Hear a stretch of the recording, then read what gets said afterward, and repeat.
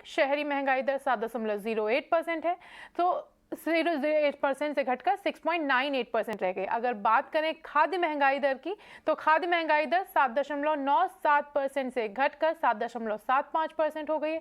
इन सब पर हमारे साथ बात करने के लिए मौजूद हैं हमारी कंसल्टिंग एडिटर मैथिली भुसनूर मठ। हमको दो मैक्रो डेटा पॉइंट्स मिले। एक तो इंडेक्स ऑफ इंडस्ट्रियल प्रोडक्शन है, वो जो इंडस्ट्रियल प्रोडक्शन के बारे में बताता है। ये है मई के नंबर्स, वो आए 19.6%, और इन्फ्लेशन नंबर्स जो आए, महंगाई का जड़ जो था, वो जून के नंबर आए और वो आया 7.01। इसमें ये सेटिस्फैक्शन की बात है कि दोनों नंबर्स एस्टिमेट्स के मुताबिक ठीक निकले। और as far as inflation is concern, ये है कि पिछले महीने से थोड़ा मार्जिनली कम था। तो उस वजह से सर्टनली हमको थोड़ा सा होप होना चाहिए कि धीरे धीरे इन्फ्लेशन कम होता जाएगा। लेकिन अगर दूसरी तरफ से हम देखेंगे तो ये है तीसरा महीना जब इन्फ्लेशन 7% से ज़्यादा था, और छठा महीना है जिसमें इन्फ्लेशन आरबीआई के 2 to 6% बैंड से ज़्यादा था। तो ये दोनों काफ़ी अनहैप्पी डेवलपमेंट्स है। तो आगे जाते हुए हमको देखना पड़ेगा, क्योंकि कल हमको यूएस इन्फ्लेशन नंबर्स मिलेंगे और लेटेस्ट एस्टिमेट्स के हिसाब से 8.8% आएगा, पिछले महीने से भी ज़्यादा हाई। तो इसके मुताबिक यूएस फेडरल रिजर्व, हमारी रिजर्व बैंक के जैसे है, इस महीने के अंत में उनकी जो मीटिंग होगी, हो सकता है कि 75 बेसिस पॉइंट्स से अपना पॉलिसी रेट रेज करेंगे। और उसका इंडिया पे क्या इफेक्ट होगा? ये इफेक्ट होगा जो डॉलर्स फॉरेन इंस्टीट्यूशनल इन्वेस्टर्स यहाँ से निकाल रहे हैं, वो थोड़ा और भी निकालेंगे, क्योंकि यूएस पे इंटरेस्ट रेट्स बढ़ेंगे और वहां पे यूएस की तरफ डॉलर्स निकलेंगे। और जैसे ही डॉलर्स निकलेंगे, हमारा रुपये का वैल्यू डॉलर्स के मुताबिक कम होता जाएगा। तो अगर ऑयल में कोई प्राइस में करेक्शन हो, तब भी ये रुपये के डिप्रिसिएशन से हमारा इम्पोर्टेड इन्फ्लेशन बढ़ेगा। तो we not out of the woods. हमको देखना पड़ेगा कि हमारा ओन रिजर्व बैंक को, जो एमपीसी का जो मीटिंग है अगस्त के फर्स्ट वीक में, देखेंगे क्या करेंगे। फेडरल रिजर्व तो जरूर इंटरेस्ट रेट रेज करेगा, हमारा रिजर्व बैंक भी रेज करेगा, और कितना रेज करेगा वो अभी तक $1 बिलियन क्वेश्चन मार्क है।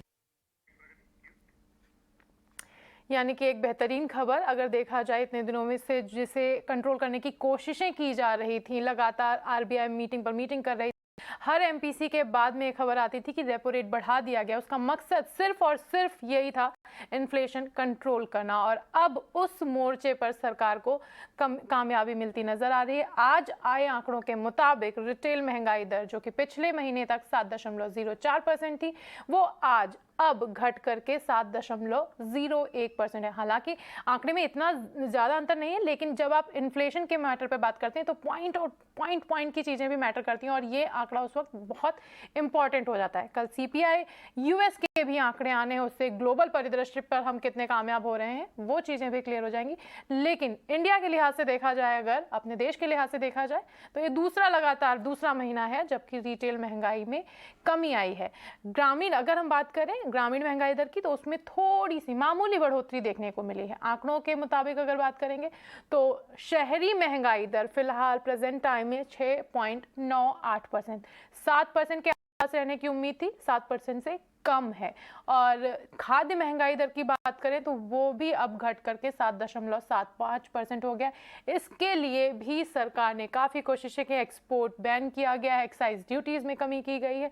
उन सब का असर है कि अब फिलहाल महंगाई के मोर्चे पर हल्की सी सफलता दिख रही है। ऐसा नहीं कह सकते कि महंगाई खत्म हो चुकी है या हमने बुरा वक्त जो था अब वो टल चुका है, नहीं, अभी और भी चीज़ें होनी है, क्योंकि ग्लोबल लेवल पर अगर देखा जाए तो हर दिन के साथ में चीज़ें बदल रही हैं। उसी का नतीजा है कि अभी एकदम से ये नहीं कहा जा सकता कि इसके बाद महंगाई लगातार कंट्रोल में रहेगी। आने वाला वक्त बताएगा कि महंगाई का ऊंट किस करवट बैठेगा। लेकिन फिलहाल अगर आज की बात करें तो ये डेफिनेटली एक राहत की खबर है, क्योंकि खाद्य, जो कि एक आम आदमी की खाने की थाली होती है, उसकी अगर बात करें तो वहां पर आपको सीधा असर दिखेगा। एडिबल ऑयल के प्राइस गवर्नमेंट ने कम करने की बात कही थी, वो लगभग कहा था कि 10 से 20% तक। अब ऐसा लग रहा है कि जो भी फैसले लिए गए उनका असर जमीनी हकीकत पर दिखने लगा, यानी कि धरातल पर आपको उन फैसलों का असर नजर आने लग गया है। सीपीआई के आंकड़े जो आए हैं उन पर बात करने के लिए हमारे साथ इकोनॉमिस्ट माधुरी अरोड़ा जुड़ रही हैं। माधुरी जी, बहुत बहुत स्वागत है आपका ईटी नाउ स्वदेश पर। आंकड़े आए आज सीपीआई के, इंतजार किया जा रहा था कि आखिर इस बार उम्मीद के मुताबिक रहते हैं या नहीं, तो वही हुआ। आंकड़े 7.01% की महंगाई दर बता रहे हैं। आपको क्या लगता है, गवर्नमेंट जो इतने दिनों से कोशिशें कर रही थी, मान लिया जाए कि उनका परिणाम, उनके रिजल्ट सामने आने लग गए हैं और हमने इन्फ्लेशन का पीक जो था वो देख लिया और अब हम चीजें कंट्रोल करने वाली स्थिति में आ चुके हैं? Correct ma'am. So we are looking at inflation peaking. तो वहाँ आप जो बात बोली कि इन्फ्लेशन का पीक हम लोग ऑलरेडी देख चुके हैं। मेरे ख्याल से अगले महीने आपका inflation ideally at least 20-25 bips lower आना चाहिए। So that should be good news for the central bank.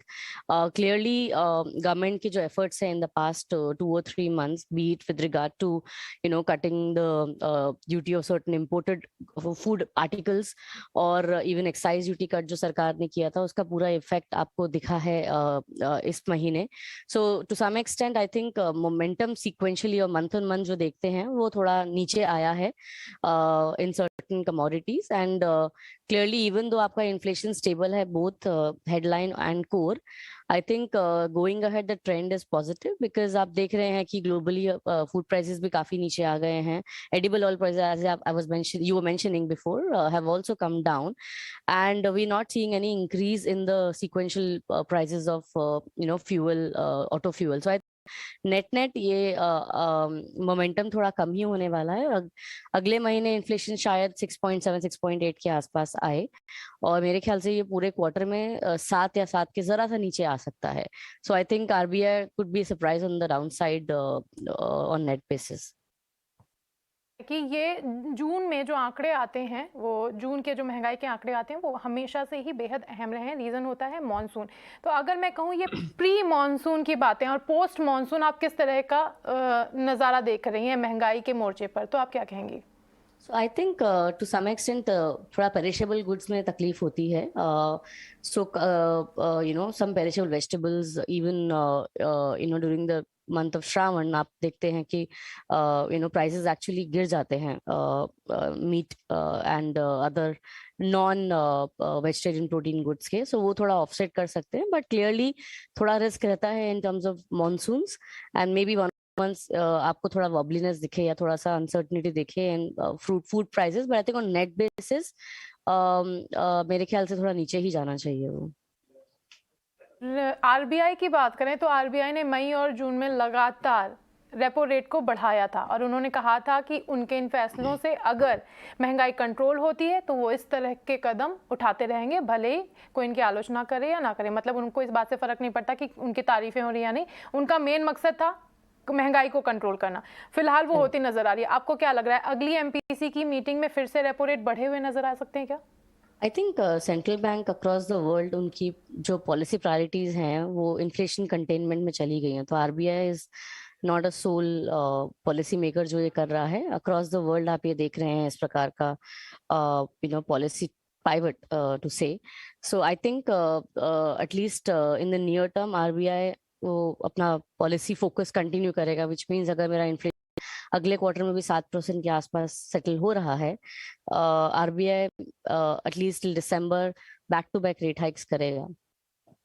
आखिरी सवाल मैं जानना चाहती हूँ, जैसे आपने कहा कि ऑल ओवर वर्ल्ड यही चल रहा है कि इन्फ्लेशन को कंट्रोल करने के लिए जितने भी सेंट्रल बैंक्स हैं वो रेपो रेट बढ़ा रहे हैं, एक्सेप्शन नहीं है इंडिया। तो जो इंडिया में आज हमारे सामने आंकड़े आए, इसमें इंटरनेशनल जो सर्कमस्टेंसेज हैं, जिस तरह से क्रूड ऑयल घट रहा है, उसका कितना कंट्रीब्यूशन आप मानती हैं? जो इंटरनेशनल सर्कमस्टेंसेज हैं उन्होंने कितना कंट्रीब्यूट किया है महंगाई को कंट्रोल करने में? So see, on number point of view, generally a 5% fall in Brent should, ease आपका inflation by roughly 20 bips. But इस प्रकार का इतना movement नहीं आया है. Secondly, because at least जून के बाद हमने देखा नहीं है कि पंप प्राइसेस गिरे हैं। सो सरकार ये भी देख रही है कि ऑयल मार्केट कंपनीज का इतना लॉस ना हो, तो अगर थोड़े प्राइसेस गिरे हैं ग्लोबली ब्रेंट के, तो डोमेस्टिक ऑयल मार्केट कंपनी थोड़ा मार्जिन बना सके. So I think immediately prices नहीं गिरे हैं और शायद गिरे भी नहीं immediately. So will have to see अगर ऑयल प्राइसेस एक्चुअली 100 के बिलो चले जाते हैं तब एंड सस्टेन करते हैं, then there could be a good chance that there'll be further cut in retail prices. But at this point in time, I think stable prices ही रहेंगे अगर oil आसपास ही रहा 100 प्लस के. सो अभी पिछले कई हफ्तों से जनरली वो हॉवर कर रहा है 100 और 110 112 के बीच. तो मेरे ख्याल से somewhere around that level it will settle. मेरे ख्याल से इतना आपको उसके बाद बेनिफिट नहीं मिलेगा ऑयल का अगर ऑयल 100 के बिलो नहीं जाता है तो, on a sequential basis of course. Thank you Madhuri, ये सारी जानकारी हमारे साथ शेयर करने के लिए, अपना वक्त निकालने के लिए. अब रुख करते हैं अगली खबर का. इंडिया में आज आंकड़े आ चुके हैं. कल यूएस में सीपीआई के आंकड़े आने हैं, लेकिन उससे पहले क्रूड में दबाव देखने को मिल रहा है. 4% से ज्यादा की गिरावट के साथ ब्रेंट $103 प्रति बैरल से नीचे फिसल चुका है. इस खबर पर बात करने के लिए हमारे साथ जुड़ रहे हमारे संवाददाता विश्व मोहन बताएं कि क्रूड में 4% से ज्यादा की कमजोरी देखने को मिल रही है. इसके पीछे कारण क्या है और इसका असर कैसा होने वाला है? देखिए, क्रूड में जिस तरह की गिरावट दिख रही है और महंगाई पर जिस तरह से दुनिया भर के सेंट्रल बैंकों का फोकस है, तो सबके लिए एक राहत भरी खबर है, क्योंकि फ्यूल कॉस्ट का सबसे ज्यादा असर महंगाई पर हो रहा है. और जो अगर कच्चे तेल में गिरावट की बात करें तो सबसे बड़ी वजह यह है कि बाइडेन साहब आज देर रात सऊदी अरब की यात्रा पर निकलने वाले हैं. प्रेसिडेंट बनने के बाद उनकी पहली यात्रा होगी सऊदी अरब के लिए, और लग रहा है कि वहां पर एनर्जी पॉलिसी पर वहां पर अहम बैठक होगी, चर्चा होगी, और उनका दबाव होगा कि ओपेक के जो मेंबर्स है वो क्रूड का जो उत्पादन है वो तेजी से बढ़ाए, ताकि गैसोलीन प्राइस से जो वहां पर यूएस में पेट्रोल होता है उसका कम हो और दुनिया भर के एनर्जी कॉस्ट में कमी आए. तो एक मेजर वजह है. दूसरी बड़ी वजह यह है कि चीन में जिस तरह से कोरोना के नए वेरिएंट तेजी से बढ़े हैं, जो ओमिक्रॉन का सब वेरिएंट है वो काफी खतरनाक साबित हो रहा है, और इसका असर 30 मिलियन लोगों पर चाइना में हो सकता है. यानी आने वाले दिनों में डेफिनेटली इसका कच्चे तेल की डिमांड पर असर पड़ेगा, और वही वजह है कि कच्चे तेल की कीमतों में ये दो मेजर फैक्टर है जो आज क्रूड कीमतों पर दबाव बना रहा है. एक और वजह यह है कि पूरा ओवरऑल ग्लोबल ग्रोथ को लेकर चिंता है, और लग रहा है कि धीरे धीरे जो करंट लेवल है इस लेवल पर क्रूड की डिमांड सस्टेन करना मुश्किल लग रहा है. चौथी एक और खबर यह है, ओपेक का जो नया अनुमान जारी हुआ है उनके मुताबिक उनको तो लग रहा है कि 2023 में ग्लोबल डिमांड बढ़ेगी क्रूड की, लेकिन उनका यह भी मानना है कि 2023 में नॉन ओपेक कंट्री और खास करके यूएस से जो उत्पादन है वो तेजी से बढ़ेंगे, क्योंकि हर हफ्ते दर हफ्ते इसमें रिक्स काउंट बढ़ रहे हैं, यानी जो वहां तेल का कुआं है वो बढ़ाया जा रहा है, तेजी से उत्पादन बढ़ाने की कोशिश है. एक तो वहां के जितने भी ऑयल प्रोड्यूसर्स हैं उनके लिए प्रॉफिटेबल भी है क्रूड उत्पादन बढ़ाना, और दूसरी तरफ जिस तरह की दिक्कतें हैं वहां पर क्रूड प्राइसेस कम करना है, इसलिए भी उत्पादन बढ़ाने का दबाव उस पर है. इस वजह से लग रहा है कि यूएस में उत्पादन तेजी से बढ़ेंगे. तो तमाम ऐसे फैक्टर है जो क्रूड कीमतों पर आज दबाव बना रहा है, और यही वजह है कि 4 से 5% तक की गिरावट आज हम कच्चे तेल की कीमतों पर देख रहे हैं. जी थैंक यू विश्व मोहन, ये सारी जानकारी हमारे साथ शेयर करने के लिए. अब नजर रहेगी कल आने वाले आंकड़ों पर. रुख करते हैं फिलहाल अगली खबर का. HCL टेक के पहली तिमाही के नतीजे आ चुके हैं. पिछली तिमाही की तुलना में कंपनी की आय बढ़ी है और मुनाफा घटा है. फिलहाल कंपनी की इनकम 22,597 करोड़ रुपए से बढ़ करके 23,464 करोड़ रुपए हो चुकी है. और अगर मुनाफे की बात करें तो मुनाफे में गिरावट देखी गई. लेकिन नतीजे कैसे रहे बताने के लिए हमारे साथ मौजूद है पूजा त्रिपाठी. जी, ऐसे मुनाफे की बात करें तो हमारा अनुमान था 3,210 करोड़ के मुनाफे का, उसके सामने 3,280 करोड़ का मुनाफा इस बार आया है. आय के फ्रंट पे भी बात करेंगे तो नंबर्स अनुमान से थोड़े बेहतर नजर आ रहे हैं, लेकिन मार्जिन में हम जो एक्सपेक्ट कर रहे थे उससे कम नंबर्स आए हैं. 17.5% के मार्जिन का अनुमान था हमारा, उसके सामने करीब 17% के मार्जिन फिगर्स देखने को मिले हैं. और एबिट मार्जिन की बात करेंगे तो 4,975 करोड़ के एबिट के भी फिगर्स इस बार देखने को मिले हैं. तो जो कंसर्न दिखाई दे रहा है वो मार्जिन के फ्रंट पर दिखाई दे रहा है. अगर ओवरऑल बात करेंगे तो मिले जुले परफॉर्मेंस हैं जो कि हम उम्मीद भी कर रहे थे, इनलाइन एक्सपेक्टेशंस ही हैं. गाइडेंस में किसी तरह का कोई चेंज नहीं हुआ है. हाँ, मार्जिन अनुमान से थोड़ा कमजोर है, जैसा कि TCS में भी देखने को मिला, उसके नतीजे में भी देखने को मिला कि मार्जिन के फ्रंट पर थोड़ा यहाँ पर प्रेशर देखने को मिल सकता है. डील विन जो है वो भी हायर एंड पर जो एक्सपेक्ट कर रहे थे उसी के अकॉर्डिंग यहाँ पर नंबर देखने को मिले हैं।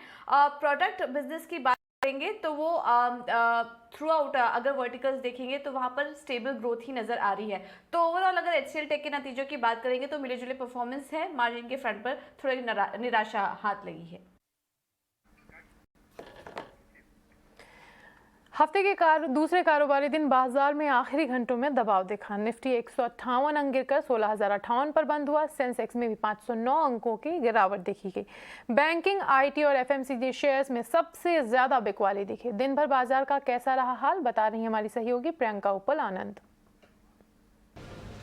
बिल्कुल, देखिए आज सुबह से ही आप देखें ना तो बाजार पे प्रेशर था और लास्ट 1 आवर पे तो ये प्रेशर बैंकिंग स्टॉक से ज़्यादा एक्सटेंड किया है, लेकिन 16,000 के ऊपर आप क्लोज हो रहे हैं जो एक इंपॉर्टेंट साइकोलॉजिकल लेवल है। लेकिन बैंकिंग स्टॉक्स यहाँ से फॉर श्योर थोड़े से प्रेशर में और वीक ज़रूर दिखाई दे रहे हैं। देखना होगा कि कल कैसी मूव दिखाते हैं, क्या ये रिकवर करते हैं, क्योंकि एक पॉइंट पे PSU बैंक स्पेस के, mid cap PSU bank space के कई सारे गेनर्स भी आप देख रहे थे। लेकिन चले वेरी क्विकली, आज बहुत बड़ी कोई सेक्टर से लीडरशिप देखने को मिल रही नहीं। इनफैक्ट ड्रैगर्स आपके कहीं ना कहीं ऑटो पैक थोड़ा सा एग्जॉस्ट होता हुआ दिखाई दे रहा है, वहाँ से आपको ड्रैगर्स निकल कर आए। मेटल पैक ने आप बाजार को ड्रैग किया, लेकिन बाजार को कहीं ना कहीं सपोर्ट देने का काम, या फिर आप बोले कि नॉट कंट्रीब्यूटर भी नहीं रहा और ड्रैगर भी नहीं रहा, तो वो रिलायंस जैसे स्टॉक से स्टॉक स्पेसिफिक एक्शन बहुत सारे स्टॉक्स में देखने को मिला। मिड कैप स्पेस से कई सारे स्टॉक वाइब्रेंट दिखाई दिए उनके रीजन से, और न्यूज स्पेस एक्शन आपको बहुत देखने को मिला। पहले निफ्टी गेनर्स की बात करते हैं। निफ्टी गेनर्स में NTPC एक न्यूज़ का इम्पैक्ट क्लियरली यहाँ दिखा। निफ्टी टॉप गेनर मेरा अपोलो हॉस्पिटल, ब्रोकरेज हाउसेस की रिपोर्ट, वहाँ पर आपको इफेक्ट दिखा। इनफैक्ट अब जितने भी हॉस्पिटल डायग्नोस्टिक काउंटर्स है वो आपको अच्छे दिख भी रहे हैं। भारतीय एयरटेल टेक्निकल बाउंस बैक, कल अच्छी गिरावट वहाँ देखने को मिली थी, और अदानी पोर्ट। इसके अलावा आप FNO गेनर्स की भी बात करें तो वहाँ पर आपको रियल एस्टेट पैक के रॉय हो, यहाँ पर NBCC हो, गोदरेज प्रॉपर्टी हो, इन सब में अच्छी मूव देखने को मिली। और हम देख रहे हैं लगातार रियल एस्टेट स्पेस अच्छा चल रहा है। स्पेशलिटी केमिकल के कई सारे काउंटर्स आप देखेंगे जो FNO स्पेस में भी, वहाँ पर भी अच्छी मूव देखने को मिली। बाजार को नीचे खींचने का काम IT pack, large cap IT result से पहले बाजार नर्वस, लेकिन मिड कैप IT में आपको फिर भी वाइब्रेंस दिखेगी। लूजर्स कहाँ थे? कहीं ना कहीं ऑटो पैक से थोड़ी एग्जॉशन दिख रही है। लूजर्स में भी आपको आइशर मोटर ऑटो पैक से एक दिखा। मेटल पैक ने वीक फिर से एक सेंटिमेंट दिखाया। Hindalco one of the top loser था। स्टील काउंटर्स भी और लूजर्स थे, और इसके अलावा आपको FMCG काउंटर्स भी दिखाई देंगे जो लूजर्स थे, बिग जिन्होंने पिछले हफ्ते काफी परफॉर्म किया, ब्रिटानिया, नेस्ले। सो आज मेजरली जो आपको की ट्रिगर्स रहे वो ट्रिगर रहा, क्योंकि हमने देखा कि कल भारतीय एयरटेल के बाद आपने आज एक टेक्निकल बाउंस बैक देखा, और उसके बाद आप स्पेशलिटी केमिकल के स्टॉक्स में वहाँ कहीं ना कहीं पिक एंड सॉर्ट ट्रेड दिख रहा है। वहाँ पर आपको स्टॉक्स दिख रहे हैं जो अच्छी मूवमेंट दिखा रहे हैं। रियल एस्टेट स्पेस आपको दिखाई दे रहा है अच्छा चल रहा है, लेकिन फाइनेंस काउंटर्स कुछ अच्छा चल रहा है। लेकिन बैंकिंग स्टॉक्स ने कहीं ना कहीं लास्ट आवर में थोड़ा सा प्रेशर बनाया बाजार पर, और उसके बाद हमने देखा कि इंडेक्स नीचे भी गया, बैंकिंग स्टॉक्स नीचे गए, इंडेक्स को पुल डाउन नीचे की तरफ किया, और लेकिन फिर भी 16,000 के हम तो देखना होगा कि या ये एक्सपायरी से पहले का ट्रेड है या फिर बाजार एक कंसोलिडेशन में कल भी देखने को मिल सकता है। तो आज ये तमाम ट्रेड एक्शन रहा। मैक्रोटेक डेवलपर्स के MD और CEO अभिषेक लोढ़ा ने हमारे सीनियर एडिटर अजय शर्मा से खास बात की। क्या कुछ कहा उन्होंने बातचीत में, चलिए देखते हैं। लोढ़ा भारत का सबसे बड़ा रियल एस्टेट डेवलपर है, और इसके साथ साथ हमारी एक इच्छा है कि हम दुनिया में हाउसिंग इंडस्ट्री में सस्टेनेबिलिटी के फील्ड में सबसे बड़े लीडर बने।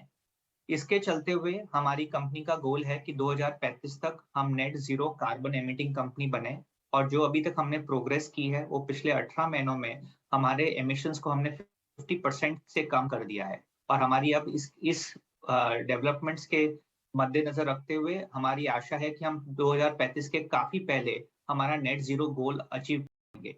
जैसे कि हम ये प्रोग्रेस कर रहे हैं, हम चाहते हैं कि ना केवल हम बट पूरी हाउसिंग इंडस्ट्री और पूरी रियल एस्टेट इंडस्ट्री इंडिया में, जिसके कारण से काफी ग्रीन हाउस एमिशंस का उत्पादन होता है, उस इंडस्ट्री में ये सारी बेस्ट प्रैक्टिसेस जो हमारी लर्निंग्स हैं, हमारी जो नॉलेज है, वो शेयर की जाए फ्री ऑफ कॉस्ट, ताकि पूरे भारत में जो प्रधानमंत्री जी ने एक आह्वान किया है कि भारत 2070 तक नेट जीरो कार्बन होगा, तो रियल एस्टेट इंडस्ट्री 2070 तक ना वेट करे, पर 2040 तक ही पूरी real estate industry net zero carbon बने। और इसलिए हमने RMI, जो दुनिया का एक लीडिंग रिसर्च इंस्टीट्यूशन है, नॉन प्रॉफिट इंस्टीट्यूशन है, उसके साथ में Lodha net zero urban accelerator का हमने ये स्टार्ट किया है, और इसके साथ साथ में हम कोशिश ये करेंगे कि दुनिया की जो बेस्ट थियोरीज हैं, बेस्ट प्रैक्टिसेस हैं सस्टेनेबल डेवलपमेंट की, वो इंडियन कॉन्टेक्स्ट में ट्राई की जाए, जो उसमें अच्छा काम हो और जो उसमें सक्सेसफुल हो, उसकी नॉलेज फ्री ऑफ कॉस्ट सभी के साथ शेयर की जाए,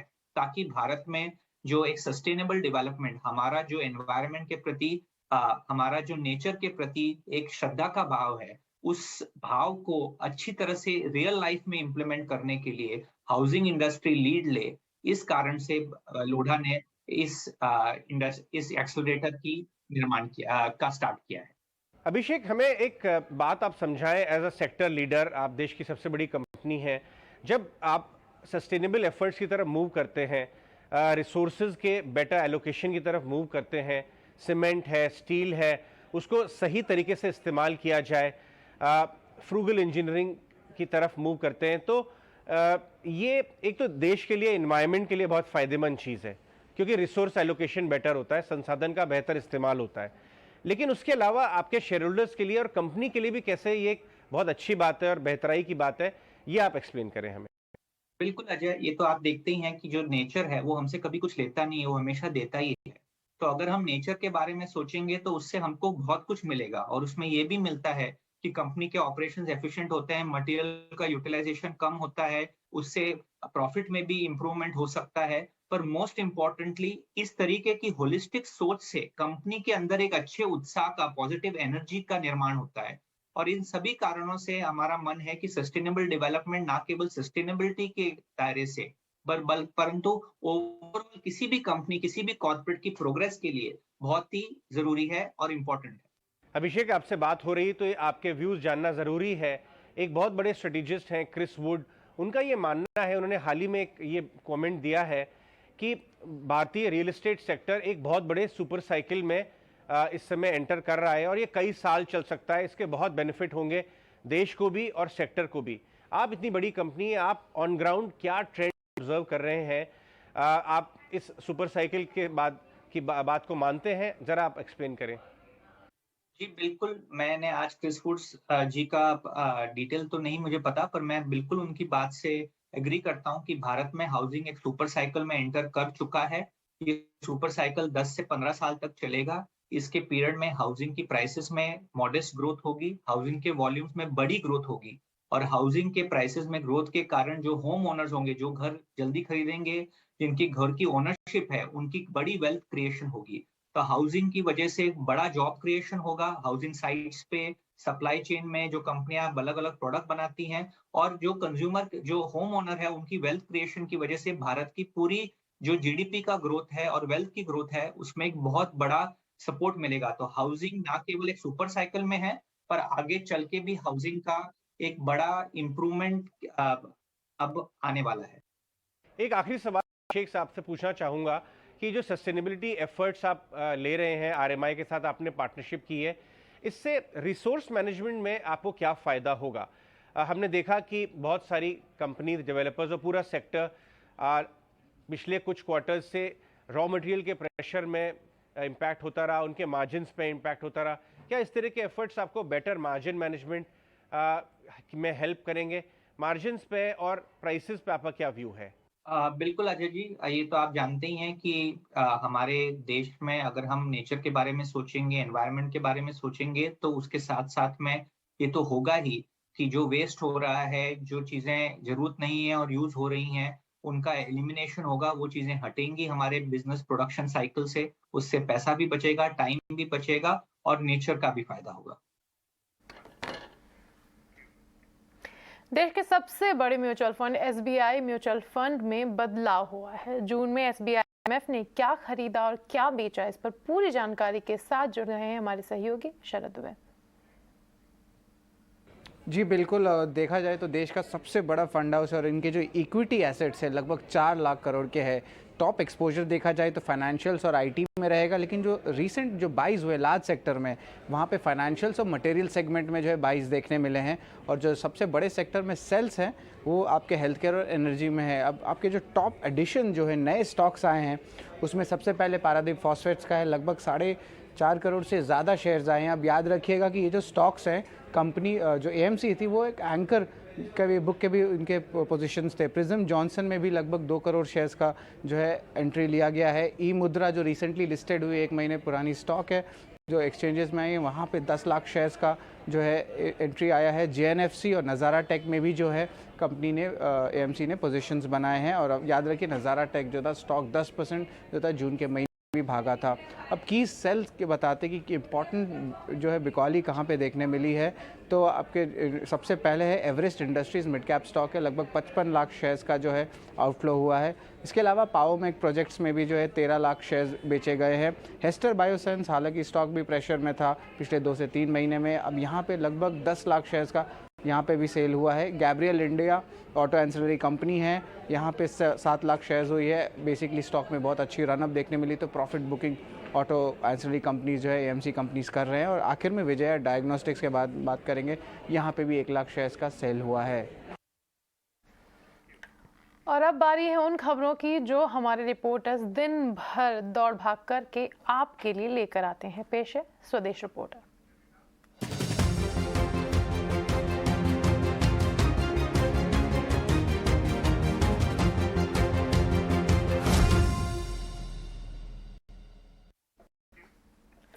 इंडिगो मैनेजमेंट ने चिट्ठी लिखकर कंपनी के टेक्नीशियंस की सैलरी से जुड़ी शिकायतों को सुलझाने का वादा किया है। हाल ही में इंडिगो के नाराज मेंटेनेंस टेक्नीशियंस छुट्टी पर एक साथ चले गए। इस पर खबर पर पूरी जानकारी और ज्यादा जानकारी देने के लिए चलते हैं ET Now स्वदेश संवाददाता समीर दीक्षित के पास। समीर, बताएं कि क्या है पूरा मामला। कल तक कहा जा रहा था कि एक्चुअली इनके जो एम्प्लॉय हैं वो परेशान हैं उनसे, और इसी वजह से पहले क्रू और पायलट्स और अब टेक्नीशियंस भी छुट्टी पर चले गए। क्या निकल कर आ रहा है, क्या है असलियत में? आ रही थी कि एयरक्राफ्ट यानी कि एयरलाइन के जो टेक्नीशियंस है वो नाखुश है अपनी सैलरीज को लेकर के, जो इंक्रीमेंट है उसको लेकर के वो नाखुश हैं, और जिसके चलते वो बड़े पैमाने पे बड़ी संख्या में वो छुट्टी पर चले गए हैं और वो अपना एक नॉन कोऑपरेशन दिखा रहे हैं। हालांकि इस मसले पर एयरलाइन की तरफ से कोई आधिकारिक बयान नहीं आया था, लेकिन अभी तक डेवलपमेंट है वो इस बात के तौर पे पुख्ता करता है कि जो एयरक्राफ्ट मेंटेनेंस टेक्नीशियंस है वो अपनी सैलरी के बढ़ोतरी जो हुई है हाल में उसको लेकर के नाखुश है, और साथ ही साथ जो इंक्रीमेंट हुआ है उसको लेकर के नाराजगी जता रहे हैं। लेकिन जो हेड ऑफ इंजीनियरिंग है उन्होंने सभी टेक्नीशियंस को चिट्ठी लिखी है और इस बात को कहा है कि आपकी जो शिकायतें हैं और सैलरी विसंगति को लेकर के जो आपकी मांग है उसको जो एयरलाइन का टॉप मैनेजमेंट है उसके सामने रखा गया है, HR के सामने ये बात रखी गई है और उन्होंने इस बात को समझा है कि विसंगति को दूर किया जाना जरूरी है। लिहाजा जो कोविड के दौरान जितनी भी सैलरी की विसंगतियां रही हैं, साथ ही साथ इंक्रीमेंट को लेकर के जो नाखुशी है उसको दूर किया जाएगा और उस दिशा में औपचारिक रूप से लेटर तमाम टेक्नीशियंस को भेजे जाने शुरू भी होंगे अगले 2 हफ्ते में। 1 अगस्त 2022 से ये तमाम लेटर टेक्नीशियंस को दिए जाएंगे और कोशिश यही होगी कि सैलरी के मोर्चे पे साथ ही साथ इंक्रीमेंट के मोर्चे पे वो शिकायतें दूर की जाए और इन टेक्नीशियंस को वापस वो ड्यूटी पर आ पाए और वो अच्छे मन से काम करें। तो उसके लिए एयरलाइन ने ये लेटर लिखा है। लेकिन अभी वो सूत्र ये बता रहे हैं कि बड़ी संख्या में टेक्नीशियंस इस लेटर के बावजूद भी वो नाखुश हैं, वो उतने संतोषजनक नजर नहीं आ रहे हैं और अभी भी वो ड्यूटी पर वापस नहीं गए हैं। हालांकि फ्लाइट ऑपरेशंस की अगर बात करें तो जो पंक्चुअलिटी है फ्लाइट की वो ठीक ठाक नजर आ रही है, इंडिगो की 80% के ऊपर है, लेकिन एयरलाइन इस बात को भली भांति समझता है कि अगर टेक्नीशियंस जो हैं वो अगर साथ नहीं देंगे तो बहुत लंबे समय तक फ्लाइट ऑपरेशंस को बेहतर तरीके से सुचारू रूप से ऑपरेट कर पाना संभव नहीं हो पाएगा। लिहाजा ये लेटर मैनेजमेंट की तरफ से लिखा गया टेक्नीशियंस को और उनको भरोसा दिया गया है कि सैलरी के मसले पर, इंक्रीमेंट के मसले पर जो नाखुशी है, नाराजगी है उसको दूर किया जाएगा। थैंक यू समीर इस खबर की जानकारी देने के लिए। आप बने रहिए हमारे साथ, आपके पास एक बार फिर से लौटेंगे क्योंकि कंज्यूमर्स को सिर्फ अच्छी क्वालिटी का सामान मिलना चाहिए, उनका हक है और इसके लिए CCPL लगातार काम कर रहा है। इसी कड़ी में अब हमें खबर मिल रही है कि आने वाले वक्त में हो सकता है कि ई-कॉमर्स प्लेटफॉर्म पर सरकार ये बड़ा कदम उठाने की तैयारी करी है। दरअसल है क्या कि अभी भी क्वालिटी स्टैंडर्ड तो सरकार की तरफ से जारी कर दिए गए हैं, लेकिन कई ई कॉमर्स प्लेटफॉर्म पे अभी भी घटिया, पुअर क्वालिटी या फिर नॉन आईएसआई मार्क प्रोडक्ट मिल रहे हैं, विशेषकर जो प्रेशर कुकर है, हेलमेट है, और इसकी बिक्री पर रोक लगाने के लिए जो कंज्यूमर अफेयर्स मिनिस्ट्री है उसने पिछले हफ्ते ही तमाम जो ई कॉमर्स के बड़े नाम है, चाहे वो फ्लिपकार्ट, अमेजन, पेटीएम या ऐसे तमाम जो प्लेयर्स हैं, उनके साथ में एक अहम बैठक करी। उसमें साफ तौर पे कहा गया है कि आपको अपने प्लेटफॉर्म पे ई कॉमर्स पोर्टल से ऐसे non ISI mark pressure cooker, helmet या अन्य प्रोडक्ट्स की बिक्री पर रोक लगानी होगी, और अगर ऐसा कोई लॉट, कोई प्रोडक्ट्स की बड़ी मात्रा मौजूद है तो उसको आपको रिकॉल करना होगा, उसको आपको हटाना होगा। इस बारे में साफ तौर पे इंस्ट्रक्शंस दे दिए गए हैं, लेकिन एक औपचारिक आदेश भी माना जा रहा है सूत्रों के मुताबिक कि इसी हफ्ते जारी हो जाएगा, और उसके बाद आने वाले वक्त में अगर किसी भी ई कॉमर्स पोर्टल पे इस तरीके के नॉन आईएसआई मार्क प्रोडक्ट की बिक्री होती है तो उस पोर्टल पर आर्थिक जुर्माना, दंड लगाया जा सकता है। इसके पहले भी पेटीएम पर 1 लाख रुपए का जुर्माना इन्हीं शिकायतों के चलते लगाया गया था, लेकिन सरकार सख्त रवैया अपनाना चाहती है ताकि बेहतर क्वालिटी का सामान ग्राहकों को मिल पाए, और उसी दिशा में इस तरीके के कदम जो कंज्यूमर अफेयर्स मिनिस्ट्री है वो उठा रही है। इन दोनों खबरों पर हमें ताजा अपडेट देने के लिए अब रुख करते हैं अगली खबर का। इंटरनेशनल मार्केट में भारत का रुपया भी ट्रेड कर सकेगा। आखिर भारतीय रिजर्व बैंक के इस कदम के बाद भारत को क्या फायदा होगा, इसी पर था हमारा आज का स्वदेश विशेष। चलिए देखते हैं।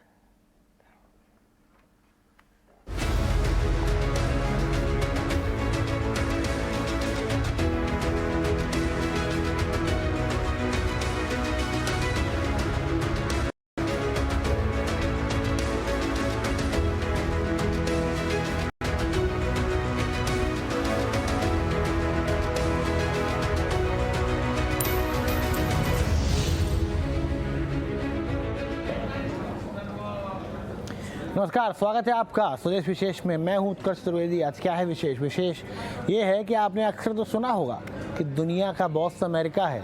आखिर क्यों है? वजह कई हैं। उन वजहों में से एक है उसकी करेंसी।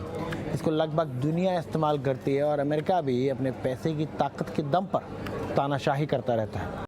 लेकिन इस बार भारत ने अमेरिका की एक न सुनी और अपनी करेंसी भी ग्लोबल मार्केट में उतार दी है। यानी कि भारतीय मुद्रा रुपए में भी अब आयात निर्यात होने जा रहा है। दरअसल दुनिया भर में के जो कारोबारी हैं इस रुपए को लेकर दिलचस्पी थी। वहीं भारतीय रिजर्व बैंक के इस कदम के बाद भारत को क्या क्या फ़ायदा होगा? सवाल ये भी है कि क्या इससे आम आदमियों को फ़ायदा होगा? क्या डॉलर पर घटेगी भारत की निर्भरता, या अमेरिका भारत पर डालेगा फिर से दबाव? अपनी करेंसी में अंतर्राष्ट्रीय ट्रेड के क्या फ़ायदे हैं? इन तमाम मुद्दों पर होगी चर्चा, लेकिन पहले देख लेते हैं रिपोर्ट। अब रुपए की चमकेगी किस्मत, डॉलर से होगी अब सीधी टक्कर। दुनिया में चलेगा देश का सिक्का।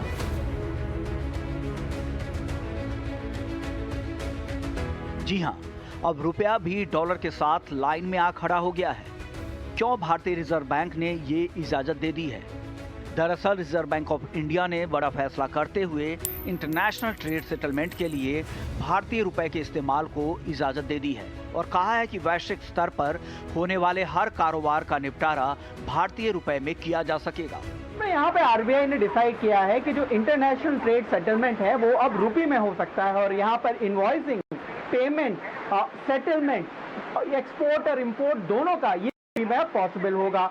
अब ये डिसीजन लिया इसलिए गया है क्योंकि रिजर्व बैंक का कहना है कि वो ग्लोबल ट्रेड के साथ साथ जो भारत का एक्सपोर्ट है उसको प्रमोट करना चाहता है। साथ ही साथ जो पिछले कई सालों से जो भारतीय रुपए में इंटरेस्ट था ग्लोबल ट्रेड कम्युनिटी का, उसको ध्यान में रखते हुए ये जो निर्णय है वो लिया गया है।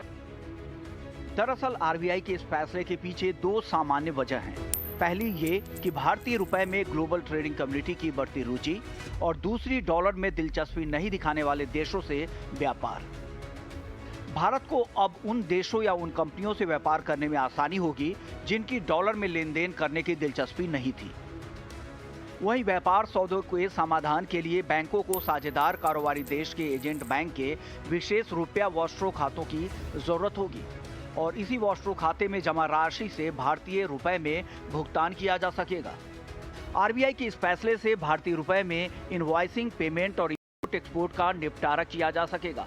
हालांकि इसके लिए एडी बैंकों को आरबीआई के विदेशी मुद्रा विभाग से पहले अप्रूवल लेनी होगी। आरबीआई बैंक ने एडी बैंकों को भारत में वॉस्ट्रो अकाउंट खोलने की अनुमति दी है। इस फैसले के बाद भारत के इंपोर्टर को भारतीय रुपए में पेमेंट करना पड़ेगा। इस अमाउंट को पार्टनर देश के बैंकों के विशेष वस्त्रों खाते में जमा किया जाएगा। वहीं आरबीआई ने बैंकों को बिल बनाने, पेमेंट और रुपए में एक्सपोर्ट इंपोर्ट के निपटान के लिए एक अतिरिक्त इंतजाम करने का भी निर्देश दिया है। माना जा रहा है कि आरबीआई के इस फैसले से देश में कारोबारियों को सबसे ज्यादा फायदा मिलता नजर आएगा। बता दें कि अभी तक ग्लोबल ट्रेड डॉलर में किया जाता था और वहीं नई व्यवस्था के आने पर डॉलर से निर्भरता घट जाएगी। कारोबारी भी बिजनेस डील को भारतीय मुद्रा रुपए में कर पाएंगे, जिससे वो अधिक सक्षम होंगे। वहीं दूसरी ओर लगातार कमजोर होते रुपए को भी मजबूती मिलने में मदद मिलेगी। पेमेंट सेटलमेंट है वो पूरी तरीके से भारतीय रुपये में होगा। अभी तक आपने देखा होगा एक जो यूक्रेन का संकट आया था उसमें सैंक्शंस लगा दिए गए थे कंट्रीज पे, जिसमें बोला गया था कि जो लोकल करेंसी है उसमें सभी देश पेमेंट ना करें। तो ऐसा अगर कोई संकट आता है तो एक्सपर्ट का मानना है ये जो नया मैकेनिज्म आया है उससे काफी मदद मिलेगी। दरअसल दुनिया में अब तक मान्य अंतर्राष्ट्रीय मुद्रा अमेरिकी डॉलर रही है और अमेरिका की अपनी मोनोपोली भी है। रूस और यूक्रेन युद्ध के बाद अमेरिका ने पूर्व के कई देशों पर डॉलर में रूस के साथ व्यापार करने पर रोक लगा दी थी और विदेशों में रूस के बैंक खातों को फ्रीज कर दिया था, जिसके बाद अपनी करेंसी को सुरक्षित करने के लिए रूस ने एक और कदम उठाया। रूस ने प्राकृतिक गैस खरीदने वाले यूरोपीय संघ के देशों से मांग की गई वो डॉलर या यूरो की बजाय बिल का भुगतान रूबल में करे, जिसके बदले वो सस्ते दामों पर भी तेल देने को राजी तैयार था। इसी सस्ते तेल का लाभ उठाने के लिए इस तरह का मैकेनिज्म तैयार किया गया है, जिससे भारत को काफी फायदा होगा। हालांकि अमेरिका, क्वाड के देश और यूरोप के कई देश भारत पर रूस से कच्चे तेल का इंपोर्ट नहीं करने के लिए दबाव बना चुके हैं, लेकिन भारत ने इस दबाव को दरकिनार कर साफ कर दिया है कि वो अपना हित सबसे पहले देखेगा। दरअसल गिरता रुपया, मजबूत होते डॉलर के चलते इस तरह का कदम जरूरी भी था, क्योंकि डॉलर की मोनोपोली भी तोड़ना जरूरी है। इससे पहले रूस और भारत के आर्थिक संबंधों में भरोसा इस कदर बढ़ रहा है कि रूस से दूसरे सबसे बड़े बैंक वीटीवी ने भारत से व्यापार में यहाँ की करेंसी रुपया से लेन देन की घोषणा की, यानी भारत और रूस रुपए और रूबल में व्यापार करेंगे। इसके साथ ही वाणिज्य मंत्रालय ने रिजर्व बैंक ऑफ इंडिया से चीन के साथ भी रुपए और युआन में कारोबार करने के विकल्प को आजमाने के लिए कहा है। भारत ऐसा विदेशी मुद्रा डॉलर और यूरो की बढ़ती कीमतों और उसकी कमी अंतर्राष्ट्रीय व्यापार में डॉलर और यूरो काफी लोकप्रिय और स्वीकार्य है। दुनिया भर के केंद्रीय बैंकों में जो विदेशी मुद्रा भंडार होता है उसमें 64% अमेरिकी डॉलर होते हैं। ऐसे में रुपए में व्यापार करने का विकल्प आने से ऐसे देशों से व्यापार करना और आसान होगा। वैसे भी जिस तरह से कई प्रोडक्ट की कीमतें भी तेजी से बढ़ रही हैं, इसलिए मजबूरन भारत जैसे देशों को वैकल्पिक रास्ते तलाशने पड़ेंगे। उम्मीद है कि एक्सपोर्ट में भारतीय रुपए के इस्तेमाल से ग्लोबल ट्रेडिंग में रुपए को बढ़ावा मिलेगा और भारतीय रुपए में मजबूती आएगी। ईटी नाउ स्वदेश। चलिए, इसके क्या मायने होंगे? क्या आपके और मेरे जीवन पे इससे फ़र्क पड़ेगा? क्या देश मजबूत होगा? क्या रुपया मजबूत होगा? बहुत सारे सवाल हैं और हर सवाल पे चर्चा करेंगे, जानने की कोशिश करेंगे। और बहुत शानदार पैनलिस्ट हैं आज हमारे साथ। डॉक्टर अजय साहनी जो कि डायरेक्टर जनरल हैं और CEO हैं FIO के, former RBI deputy governor R Gandhi हमारे साथ मौजूद हैं, और प्रसन्नजीत बासु जो कि चीफ इकोनॉमिस्ट हैं ICICI सिक्योरिटीज़ के, मौजूद हैं। सबसे पहले आर गांधी सर आपके पास आना चाहूँगा मैं। RBI का जो एक फैसला है, ये काफ़ी समय से मांग तो इसकी उठी रही थी, लेकिन अब फाइनली इसकी जो घोषणा हुई है, कितना बड़ा स्टेप देखते हैं जब हम आत्मनिर्भरता की बात करते हैं, जब हम अपने दम पे खड़े होने की बात करते हैं, उस पूरे जो सिलसिले में या सिलसिलेवार इस क्रम में आप इसको कितना बड़ा स्टेप देखते हैं? RBI has always been thinking about making Indian rupee as an international currency. उसका पहला कदम ऐसा है कि किसी एक्सपोर्टर हो या इंपोर्टर हो, वो अपने ट्रेड के इनवॉइस इंडियन रुपी में कर देंगे। सो ऐसा करते समय दूसरे देशों का लोग और बिजनेस भारत से कुछ खरीदते हैं या भारत को कुछ सामान देते हैं, वो इंडियन रुपी में इनवॉइस करके बिजनेस करते समय इंडियन रुपी इंटरनेशनल करेंसी ऐसा मान जाता है, इसलिए वो वही पहला कदम है एक। और दूसरा है भारतीय एक्सपोर्टर और इंपोर्टर को एक्सचेंज रिस्क नहीं होगा। इंडियन रुपी में इनवॉइस करते समय एक्सपोर्टर वो 1 करोड़ रुपया का सामान माल भेजे तो वो उसको 1 करोड़ रुपया मिलेगा। एक्सचेंज रिस्क दूसरी पार्टी के हाथों में होगा।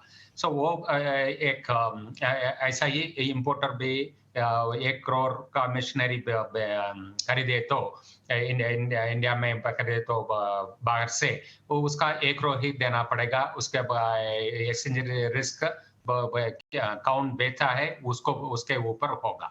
वो एक बेनिफिट है भारतीय एक्सपोर्टर और इंपोर्टर के लिए, वो सेकेंडरी बेनिफिट है। तो तीसरा, इंटरनेशनल मार्केट में इंडिया का भारत का रुपी का बहुत एक्नॉलेजमेंट होते तो इंडियन रुपी इंटरनेशनल लेवल में खरीद सकते, बेच सकते, तो उसका प्रभाव बहुत होगा। इसलिए भारतीय रिजर्व बैंक ऐसा तय किया है कि इंडियन रुपी के इनवॉइस इंडियन रुपी में कर सकते हैं एंड सेटलमेंट भी इंडियन रुपी में कर सकते हैं।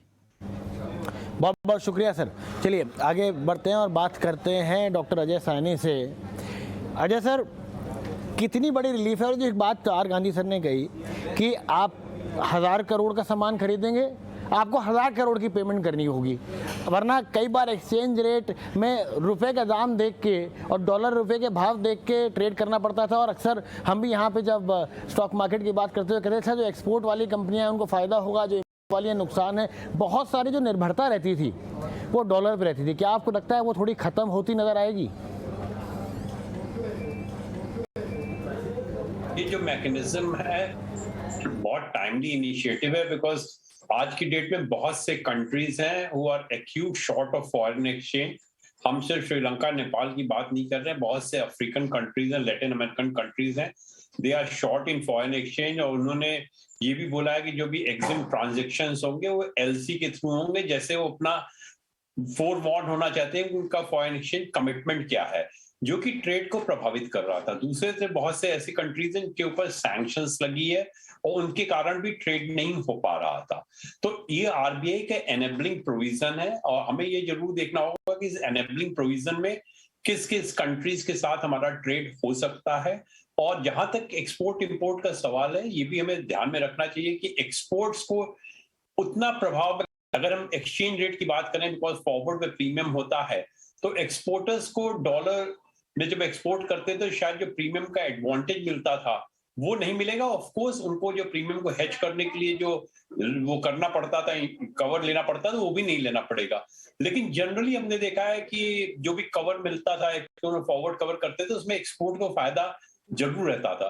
तो इस जो इनिशिएटिव से इंपोर्ट्स को बहुत फायदा होगा, एक्सपोर्ट को भी फायदा होगा, बिकॉज जब अपनी लोकल करेंसी में ट्रेडिंग करते हैं तो आपको जो है प्रमोट करने के लिए अपना एक्सपोर्ट वो बहुत ज्यादा अपॉर्चुनिटी मिलेगी। तो उस दिशा में अगर हम देखें तो ये बहुत बड़ा कदम है। दूसरी चीज हमें ये भी ध्यान रखना चाहिए कि ये एक तरह से इंडिकेशन दे रहा है कि हम फुल कन्वर्टेबिलिटी की ओर जा रहे हैं। बिकॉज हम इंडिया का अगर इंडियन रुपी को इंटरनेशनलाइज करना चाहते हैं तो हम एक तरह से फुल कन्वर्टेबिलिटी की ओर देखना चाह रहे हैं। लेकिन आई थिंक हमें ये जरूर इंपॉर्टेंट ये चीज है कि ये जो प्रोविजन रखा गया है उसको कितना एक्सपेंड करेगा। Are we talking about the countries for trading where they are short of foreign exchange, or countries which are under sanction, or we are making it open to any country to come under it? तो enabling provision जरूर है, बहुत अच्छा enabling provision है, but उसका जो भी practical aspect है उसको तभी मालूम चलेगा जब इस तरह के अप्रूवल मिलेंगे। लिस्टिंग नहीं चलेगा। भारत का कमोडिटी डेरिवेटिव मार्केट करीब 2 दशक पुराना है, लेकिन अभी तक कमोडिटी वायदा बाजार को लेकर देश में जागरूकता काफ़ी कम है। कैसे इसको लेकर जागरूकता बढ़ाई जाए, इसके लिए आज से ईटी नाउ स्वदेश शुरू करा है। तमाम बारीकियों को आप तक आसान भाषा में पहुंचाया जाएगा। तो चलिए शुरू करते हैं कमोडिटी की ABCD, और इसे लेकर आए हैं हमारे सहयोगी विश्व मोहन। विश्व मोहन, बताएं कि आज कमोडिटी की शुरुआत कहाँ से करने वाले हैं?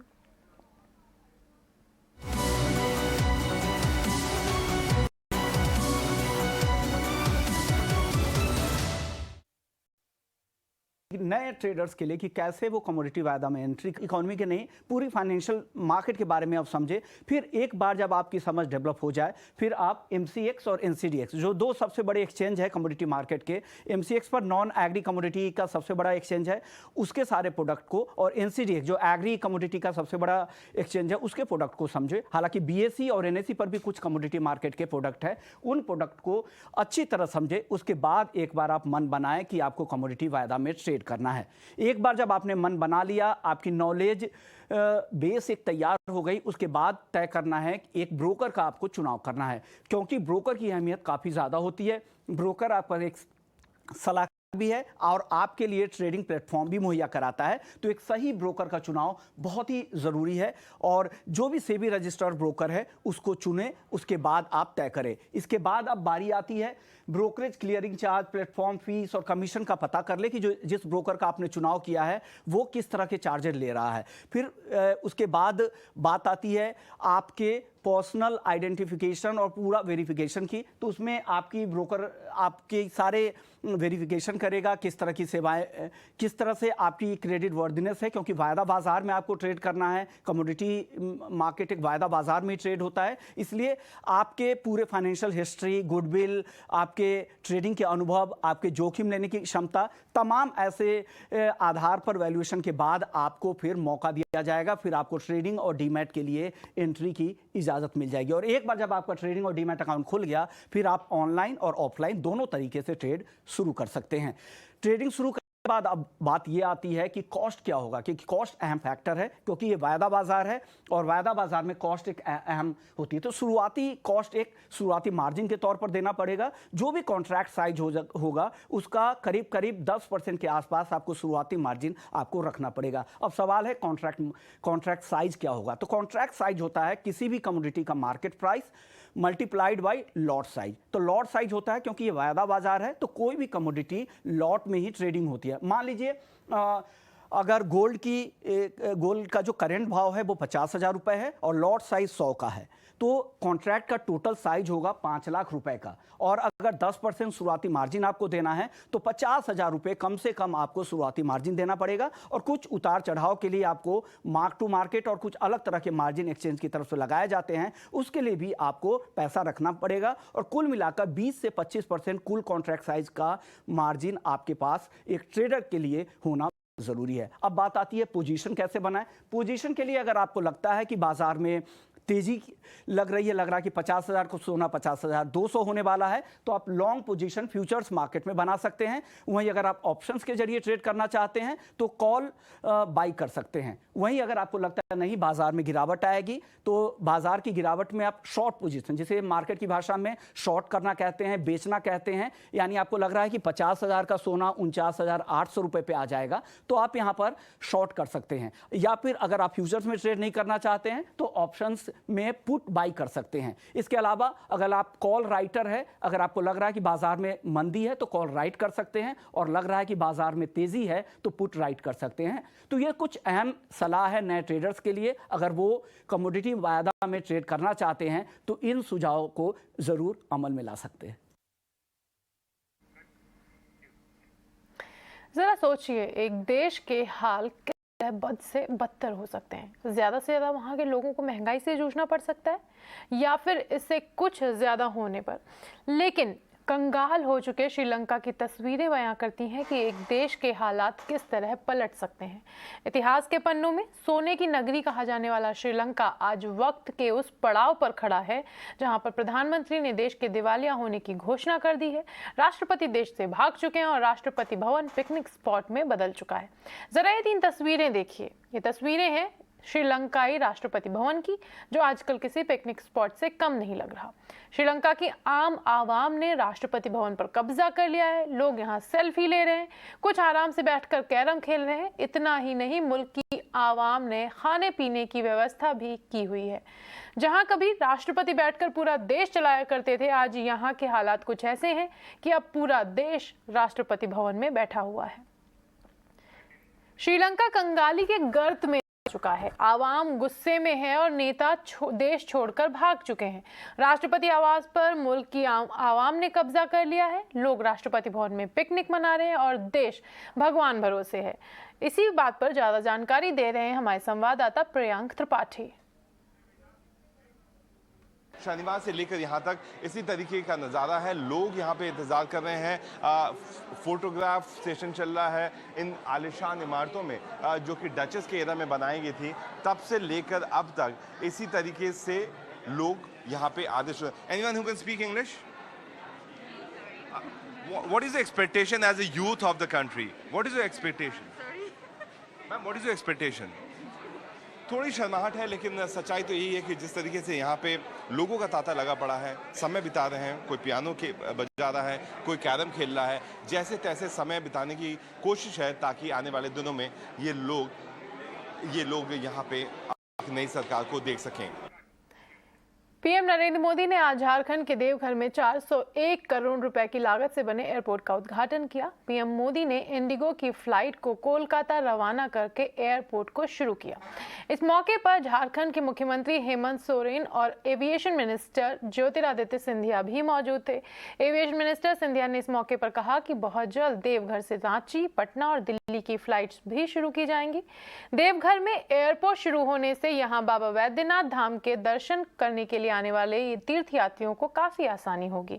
बाबा वैद्यनाथ धाम देश के 12 ज्योतिर्लिंगों में से एक है और हर साल यहाँ लाखों की संख्या में तीर्थयात्री दर्शन के लिए पहुंचते हैं। इतना ही नहीं, पीएम नरेंद्र मोदी ने झारखंड के लिए 16,800 करोड़ रुपए की योजनाओं की सौगात भी दी। इसमें रोड, रेल और हेल्थ इंफ्रास्ट्रक्चर प्रोजेक्ट्स शामिल हैं। देवघर से झारखंड के विकास को गति देने का सौभाग्य मिला है। बाबा बैद्यनाथ के आशीर्वाद से आज 16,000 करोड़ रुपए से अधिक के प्रोजेक्ट्स का लोकार्पण और शिलान्यास हुआ है। इनसे झारखंड के आधुनिक कनेक्टिविटी, ऊर्जा, स्वास्थ्य, आस्था और पर्यटन को बहुत अधिक बल मिलने वाला है। हम सभी ने देवघर एयरपोर्ट को और देवघर एम्स, इसका सपना लंबे समय से देखा है। ये सपना भी अब साकार हो रहा है। साथियों, प्रोजेक्ट से झारखंड के लाखों लोगों का जीवन तो आसान होगा ही, व्यापार कारोबार के लिए, टूरिज्म के लिए, रोजगार स्वरोजगार के लिए भी अनेक नए अवसर बनेंगे। विकास की इन सभी परियोजनाओं के लिए मैं सभी झारखंड वासियों को बहुत बहुत बधाई देता हूं, अनेक अनेक शुभकामनाएं देता हूं। ये जो प्रोजेक्ट्स हैं, ये झारखंड में भले शुरू हो रहे हैं, लेकिन इनसे झारखंड के अलावा बिहार और पश्चिम बंगाल के भी अनेक क्षेत्रों से सीधा लाभ होगा। इस बुलेटिन में फिलहाल इतना ही, लेकिन खबरों का सिलसिला जारी रहेगा। देखते रहिए ET Now।